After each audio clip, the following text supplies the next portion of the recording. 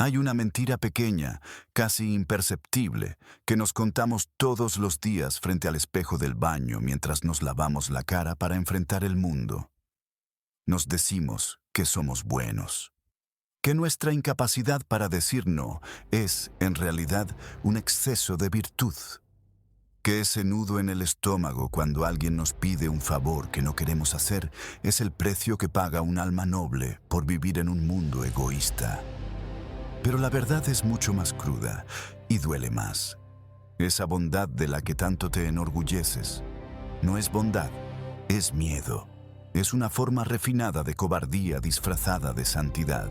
Es la incapacidad de tolerar el conflicto, el rechazo o la posibilidad de no ser querido. Solía pensar que ser una persona ayuda a todos. Era mi mayor fortaleza. Me veía a mí mismo como un puerto seguro para los demás, pero me di cuenta de que un puerto sin fronteras no es un refugio, es un naufragio colectivo. Si dejas que cualquier barco atraque sin pagar el peaje de tu respeto, terminarás con el muelle roto y el fondo lleno de escombros ajenos. Nada más, solo eso. Mira, la mayoría de nosotros vivimos bajo un sistema de creencias que se nos grabó en la infancia como una cicatriz que nunca terminó de cerrar. Nos enseñaron que el autosacrificio es el pico más alto de la moralidad. Pero hay algo que esos maestros olvidaron mencionar. El sacrificio sin propósito es simplemente desperdicio. ¿Te ha pasado que te encuentras en la cama a las 3 de la mañana, con el techo como único testigo, repasando una conversación en la que cediste terreno otra vez? Sientes una presión en el pecho, un calor sordo que sube por el cuello. Es tu identidad protestando, es la parte de ti que sabe que estás siendo usado, no amado. Lo curioso es que los seres humanos no valoramos lo que obtenemos sin esfuerzo. Es una ley de la psicología que preferimos ignorar para no sentirnos cínicos. Cuando te entregas sin condiciones, cuando tu disponibilidad es total y tu no es inexistente, te conviertes en algo abundante. Y en este mundo, lo abundante pierde valor. Te has convertido en el aire. Todos lo necesitan, pero nadie le da las gracias por estar ahí hasta que empieza a faltar.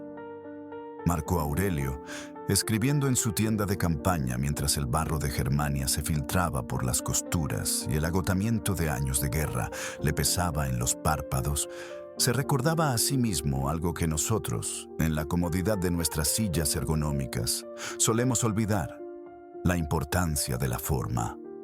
Un hombre sin límites es un hombre sin sustancia. Es como un trozo de mármol que se niega a ser tallado por miedo a perder pedazos de sí mismo, sin entender que es precisamente la poda de lo innecesario, lo que revela la estatua.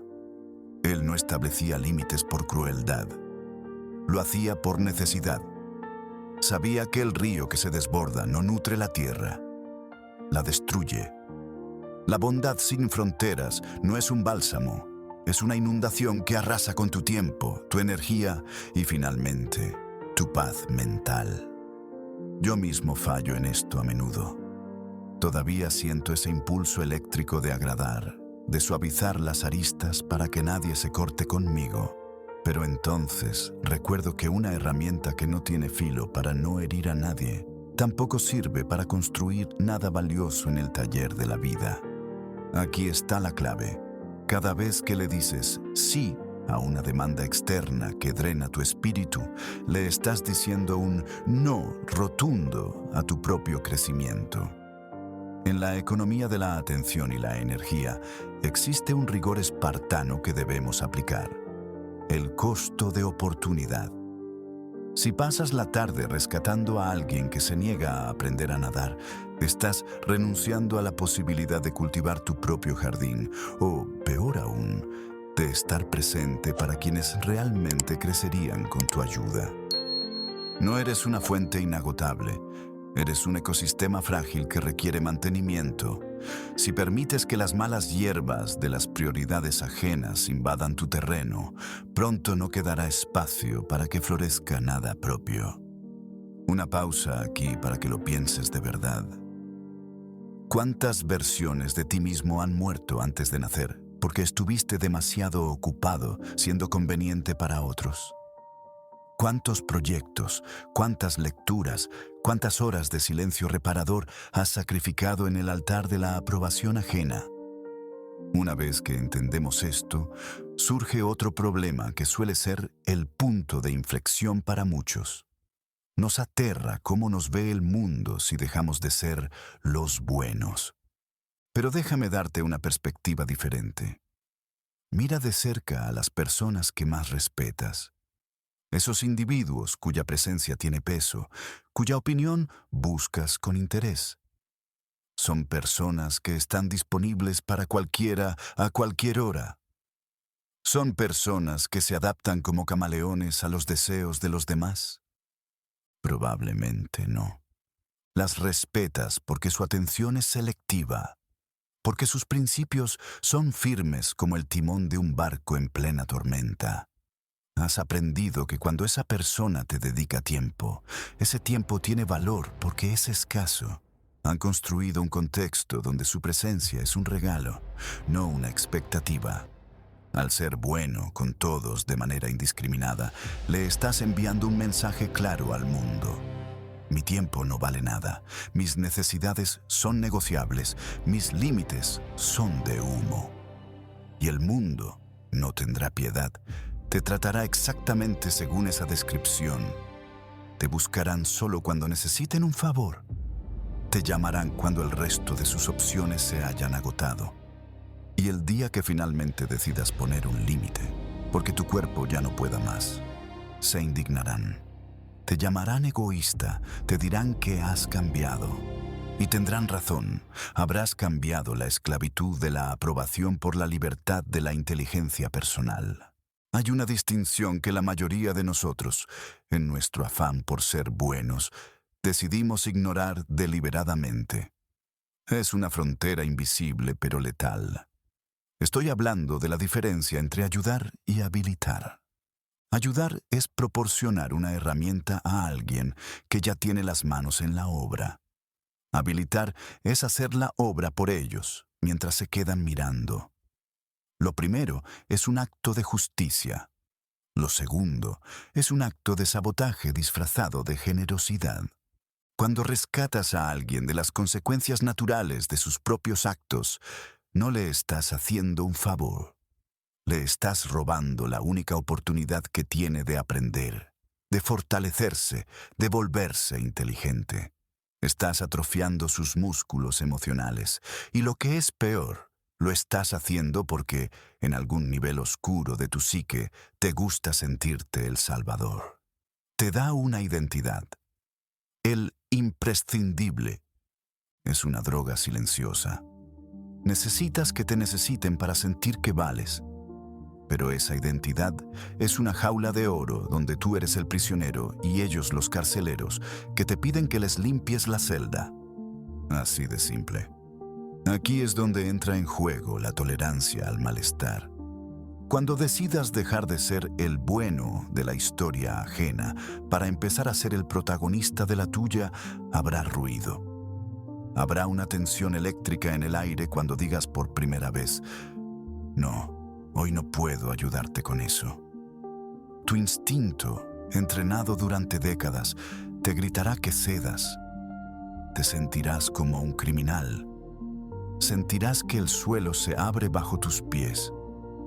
Pero escucha bien, esa incomodidad no es una señal de que estás haciendo algo malo. Es la señal de que estás rompiendo una adicción. Es el síntoma de que el patrón se está fracturando. Si cedes en ese momento, si pides disculpas por tener límites, el patrón se refuerza. La otra persona aprende que solo necesita presionar un poco más, mostrar un poco de disgusto, y tú volverás a plegarte. La inteligencia emocional no es ser simpático, es la capacidad de sentarte con esa incomodidad, dejar que el otro se sienta molesto y no correr a arreglarlo. No eres el termostato emocional de nadie más que de ti mismo. Piensa en Epicteto, imagínalo. Un hombre nacido en la esclavitud, cuyo nombre literalmente significa adquirido. Su cuerpo era propiedad de otro, un amo llamado Epafrodito que, en un arrebato de crueldad, decidió retorcerle la pierna hasta rompérsela. Se dice que Epicteto, mientras sentía el crujir de su propio hueso, no gritó, no suplicó, ni intentó complacer al amo para que se detuviera. Miró a Epafrodito y le dijo con una calma aterradora: «Mira que se va a romper». Y cuando el hueso finalmente cedió, simplemente añadió: «¿No te dije que se rompería?». Este es el ejemplo definitivo de inteligencia sobre bondad sumisa. Epicteto entendía que su cuerpo podía estar encadenado, pero su juicio, su proairesis, era suyo. Él no intentó ser bueno con un amo injusto para evitar el dolor. No negoció su integridad por un momento de paz física. Sabía que si entregaba su mente para complacer al opresor, perdería lo único que lo hacía libre. Si un esclavo cojo pudo mirar a la cara a su dueño y marcar un límite interno infranqueable, ¿qué excusa tienes tú para no decirle que no a ese colega que siempre te pasa su trabajo a última hora? ¿Qué te impide marcar una frontera con ese familiar que drena tu energía cada domingo? Los psicólogos que estudian el agotamiento emocional han encontrado un patrón que parece una broma pesada.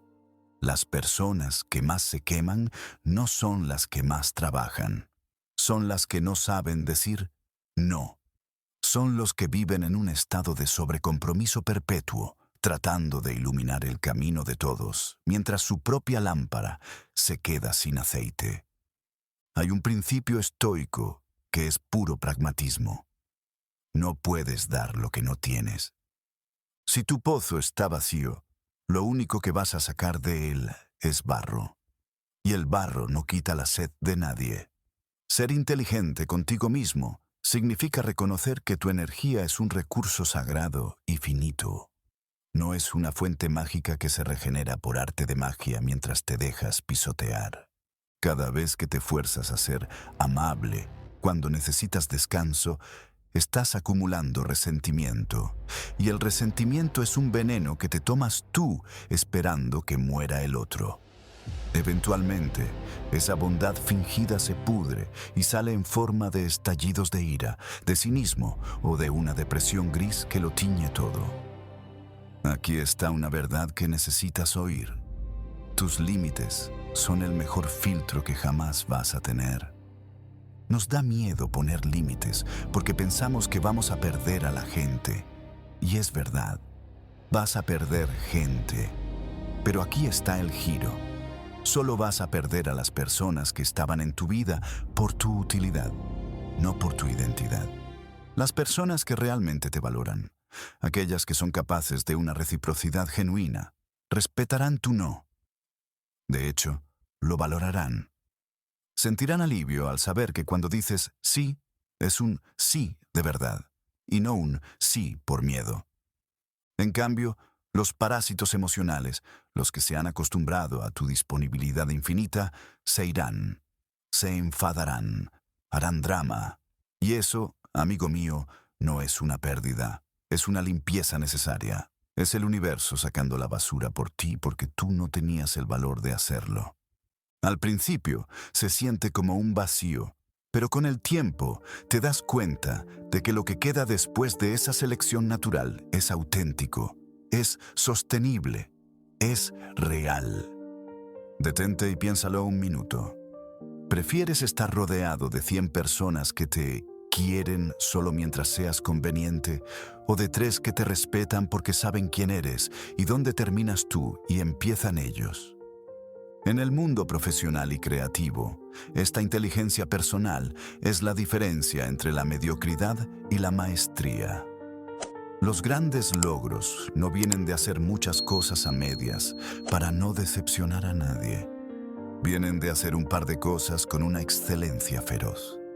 Y la excelencia requiere tiempo, requiere protección, requiere un espacio mental que no esté invadido por las 1000 pequeñas demandas de personas que no tienen un propósito propio y por lo tanto intentan colonizar el tuyo. Los estoicos hablaban de la eutimia, la creencia de que vas por el camino correcto y no te dejas desviar por las huellas de los que están perdidos. Para tener eutimia, tienes que ser el guardián de tu propia puerta. Tienes que ser el filtro que decide qué entra y qué se queda afuera. Llegados a este punto, debemos entender que proteger tu energía no es un acto de soberbia, sino de supervivencia. La inteligencia personal es, en esencia, la gestión estratégica de tus recursos más escasos. Si permites que cualquiera entre en tu espacio mental y desordene tus prioridades, estás permitiendo que extraños diseñen el plano de tu vida. Imagina tu atención como un taller de artesanía. Para pulir una pieza de valor necesitas silencio, herramientas afiladas y, sobre todo, tiempo ininterrumpido. Cada interrupción superficial, cada sí forzado a una reunión que no te incumbe o a un drama ajeno, es como entrar en ese taller con un mazo y golpear la obra que estás tratando de terminar. Simplemente ocurre, no hay vuelta atrás para el tiempo desperdiciado. En la agricultura hay una verdad incómoda. Para que un árbol dé sus mejores frutos, hay que cortar ramas que todavía están vivas. A veces, esas ramas son relaciones que no son malas, pero que consumen una savia que el árbol necesita para su crecimiento principal. Ser inteligente contigo mismo es aprender a usar las tijeras de podar sin que te tiemble la mano. No es odio hacia la rama, es amor hacia el fruto.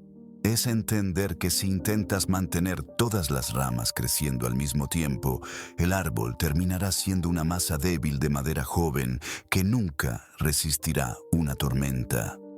Este es el rigor espartano que requiere la excelencia. No esperes a que el mundo se detenga para empezar a vivir. El mundo no tiene interés en tu paz, tiene interés en tu utilidad. Por eso, este camino no se recorre con grandes discursos, sino con pequeñas victorias silenciosas en el taller de tu propia mente. Mañana, cuando el sol apenas empiece a calentar las piedras, te encontrarás con la primera demanda. Alguien querrá un pedazo de tu alma a cambio de nada. En ese instante, recuerda que eres el guardián de tu propio templo. Recuerda esto la próxima vez que llegue esa persona que siempre te pide favores. Entre la petición que recibes y tu respuesta inmediata, existe un abismo de libertad que debes aprender a habitar. No corras a llenar ese vacío con un sí apresurado que solo busca calmar tu ansiedad. Quédate ahí. Observa ese impulso eléctrico de agradar como si fuera un extraño que intenta entrar en tu casa sin permiso y simplemente oblígate a esperar. En ese silencio necesario, debes realizar un diagnóstico de la raíz de tus actos y mirar de cerca si tu deseo de ayudar nace de una justicia genuina o de la debilidad de un espíritu que teme al juicio ajeno. Si descubres que tu ayuda es solo miedo a que piensen que eres malo, entiende que no estás siendo virtuoso, sino un esclavo que intenta comprar su libertad con monedas de complacencia que nunca serán suficientes para saciar al mundo. Es en este punto donde debes aplicar el rigor de la poda consciente y atreverte a ser el villano en la historia de alguien que solo sabe pedir, permitiendo que la rama seca caiga por su propio peso para que el resto del árbol pueda prosperar. Siente el calor de la incomodidad en tu pecho, esa tensión que surge al decir no, y no te muevas. No intentes sostener lo que ya no tiene vida ni propósito. Al dejar de intentar ser el bálsamo para cada herida ajena, finalmente tendrás la energía necesaria para curar las tuyas y construir una existencia que no sea un reflejo de las expectativas de los demás, sino la obra de un arquitecto consciente.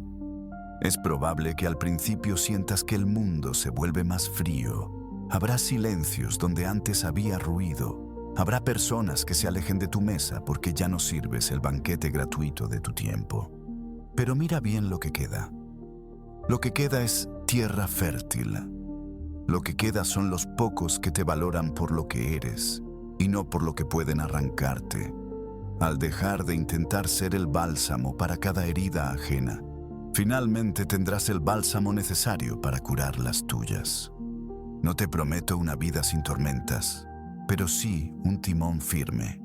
Al final, no serás recordado por cuántas expectativas ajenas cumpliste, sino por la integridad con la que cuidaste la vida que se te confió. Una última pregunta antes de que sigas con tu día. Si no eres el dueño de tu propio no, ¿de quién es realmente la vida que estás viviendo? Si este camino de regreso a ti mismo ha encendido algo en tu interior, quédate. Vamos a seguir tallando esta mentalidad, golpe a golpe, hasta que solo quede lo esencial. Suscríbete para que no olvidemos lo que realmente importa. Mañana será un buen día para empezar de nuevo.